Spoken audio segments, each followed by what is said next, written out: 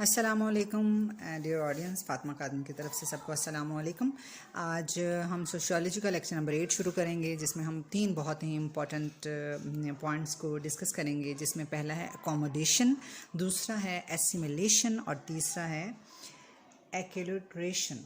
ठीक है, और इसमें हम देखेंगे कि क्या होते हैं, इनका क्या मतलब है। ये आपको शॉर्ट लॉन्ग क्वेश्चन के अंदर मिला के वो शॉर्ट पूछ सकता है, या अलग से शॉर्ट क्वेश्चन जो है वो दे सकता है, या आपको जब वो मल्टीपल चॉइस क्वेश्चन दें या किसी तरह, तो वो उसको एडजस्ट कर सकते हैं।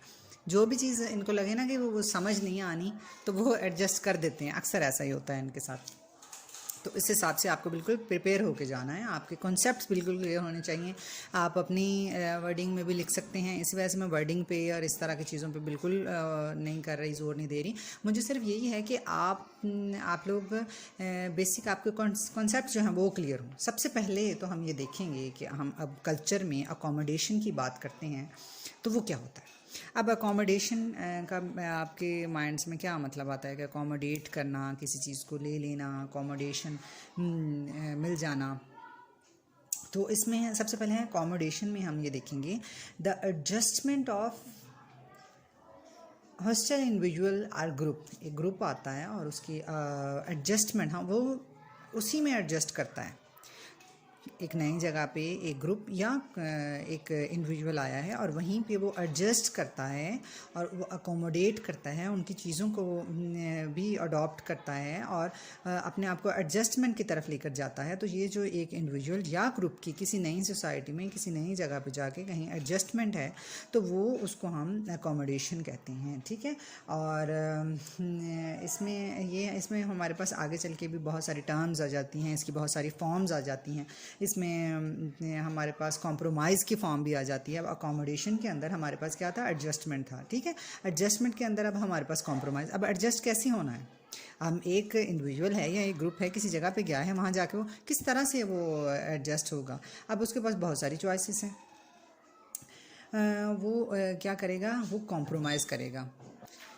इसमें हमारे पास ये है कि वो कोलिजन के ज़रिए हो सकता है, वो फोर्स कर सकता है, वो थ्रेटन कर सकता है, वो बाय फोर्स उनको अपनी कंडीशंस लगा सकता है और आती जैसे मार कुटाई है, फोर्स है, थ्रेटन है, वो करके तो वो वहाँ पे अपने आप को एडजस्ट करने की कोशिश करता है। एक पॉइंट हो गया। एक है कॉम्प्रोमाइज़ है। ठीक है, अब एडजस्टमेंट, कॉम्प्रोमाइज़ में एडजस्टमेंट होती है दो ग्रुप्स के दरमियान के वो जो इक्वल पावर है रखते हैं, और ये जो अपना उसमें वो लेन देन का सिलसिला वो चलता है, और वो कुछ कमियों के साथ एक दूसरे के साथ वो है कॉम्प्रोमाइज़ करते हैं। कॉम्प्रोमाइज़ जब होता है तो बाज़ दफ़ा बहुत सारी मुसीबतें भी झेलनी पड़ जाती हैं, बहुत सारे खसारे भी हिस्से में आ जाते हैं। लेकिन कॉम्प्रोमाइज़ जो है एक सोसाइटी में जब हम करते हैं, एक किसी कल्चर में जाके, तो वो भी अकोमोडेशन की एक टाइप आ जाती है, उसी की एक फॉर्म आ जाती है। उसके बाद है आर्बिट्रेशन।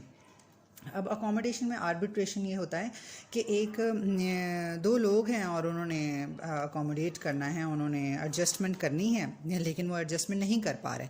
या फॉर एग्जांपल एक बिल्डिंग है, वहाँ पे दो पोर्शन हैं और एक नीचे किराएदार हैं और ऊपर किराएदार हैं। उनमें कोई डिस्प्यूट हो जाता है या उन पर कोई कंडीशंस होती हैं, उन्होंने अब रहना भी है अपनी फैमिली के साथ, तो मालिक मकान आके तो उनका कोई कंडीशन सेटल करा देते हैं कि भाई ये चीज़ें आपने डिस्ट्रीब्यूट करनी है, ये बिल आपने डिस्ट्रीब्यूट करने हैं। तो जब तीसरा पर्सन आता है तो उसको आर्बिट्रेशन कहा जाता है। ठीक है, जो तीसरे बंदे की इन्वॉल्वमेंट होती है दो ग्रुप्स में, तो उसको हम आर्बिट्रेशन कहते हैं। ठीक है, और उसके बाद है हमारे पास है कन्वर्जन। कन्वर्जन ये होता है कि एक बंदा जो है वो उसके बिलीव्स एंड वैल्यूज़ जो हैं वो चेंज हो जाते हैं और दूसरा उसको एक्सेप्ट कर लेता है, उसको हम कहते हैं कन्वर्जन।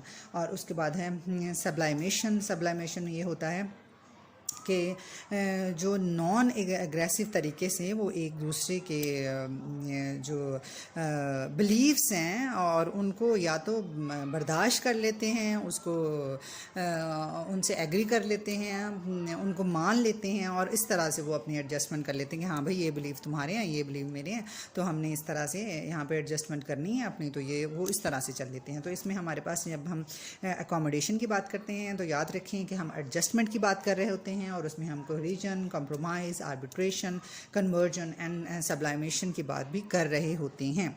उसके बाद है एसिमिलेशन। अब एसिमिलेशन जो है ये क्या होता है, इसका कल्चर में क्या काम है, और इसमें क्यों एसिमिलेशन, अगर हम वो कहें कि refined culture and also refined the assimilation, ठीक है। अब एसिमिलेशन आ गया, कल्चर तो लिख लेंगे जो भी आपको कॉन्सेप्ट आ रहा है आपने।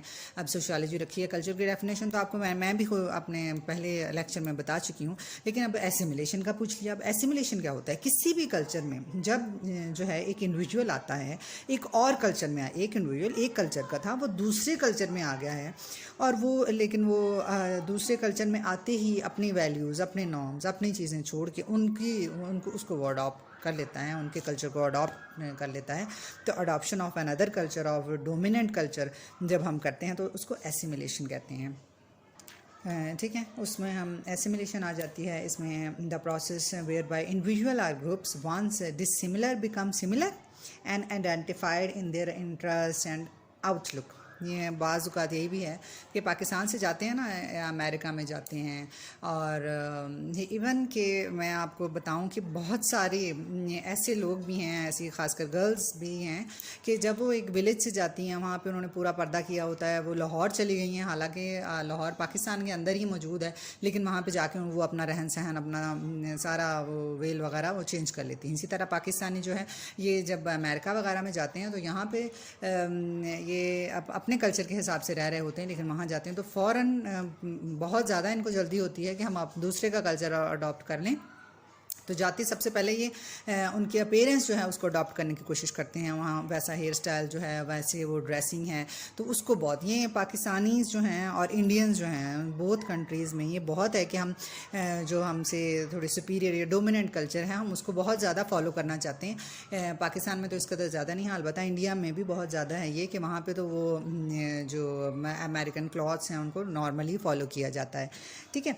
और उसके बाद हमारे पास है जी एक्युलट्रेशन। इसमें ये होता है कि जो एक माइनर ग्रुप, एक आया है ग्रुप का बंदा, और एक माइनर ग्रुप है, एक हमारे पास सुपीरियर ग्रुप है, एक डोमिनेंट ग्रुप है, ठीक है। और वो एक दूसरे कल्चर के अंदर जाता है, ठीक है, दूसरे कल्चर के अंदर जाता है, लेकिन वहाँ जाके वो अपनी आइडेंटिटी बरकरार रखता है, अपनी आइडेंटिटी को छोड़ता नहीं है, उनकी आइडेंटिटी को अडॉप्ट नहीं करता। ये तो ये जो two way process of retention का हम कह लें तो उसको हम क्या कहते हैं कि हम एक्युलट्रेशन कहते हैं।